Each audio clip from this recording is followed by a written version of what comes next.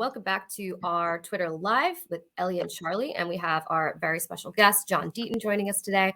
And as you all know, the latest in the SEC versus Ripple case has, it was a ruling by the judge that came out last week. And we want to dive a little bit deeper into that. And I know John's the expert here. So John, I know everybody kind of knows like what happened, but just give us a quick overview of what came out, what the judge said, and how this is going to affect the case going forward.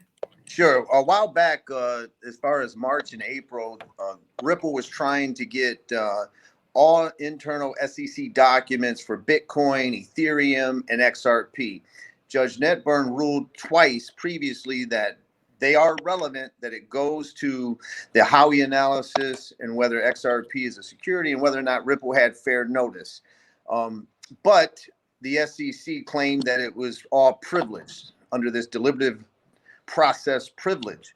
And the judge finally came down with a ruling, and she basically said that two things Ripple gets. One is the Bill Hinman draft speech that went to 63 people or 63 emails. That email and the draft speech Ripple gets.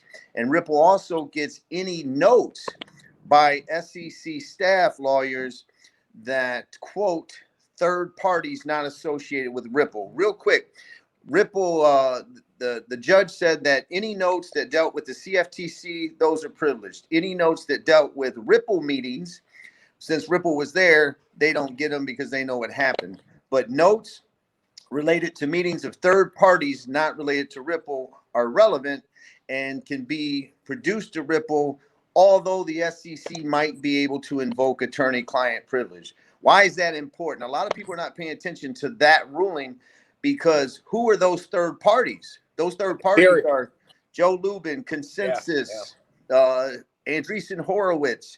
And so the Ripple will be able to get, if the SEC lawyer said, Joe Lubin said ABC, they get that. If the lawyer said Joe Lubin said ABC, and I think this means, then the SEC can still redact the mental impressions of the SEC staff. And so that's basically the ruling in a nutshell. So would you say this is a win? Sorry.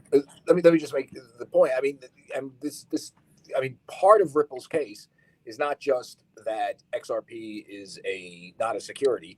Part of the case is literally an explosive charge that the SEC tilted the scales in favor of its competitors, and those same SEC people who did that, Jay Clayton, Bill Hinman, etc., knew they were going into private practice at some point, and then started going into private practice with those same competitors, namely Ethereum and maybe something with the Bitcoin blockchain. I don't know, and by the way, they deny all this. We should point out, confluence does not mean it's real. Just because two things happen at the same time does not necessarily mean that that it doesn't mean there's a conspiracy here.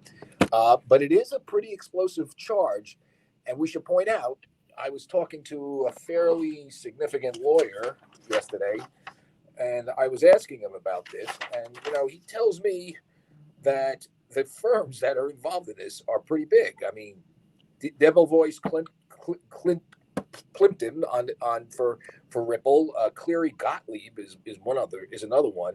They got Mary Jo White, they got Grunfest. I mean, Ripple really lawyered up on this, and it's going to be kind of an interesting battle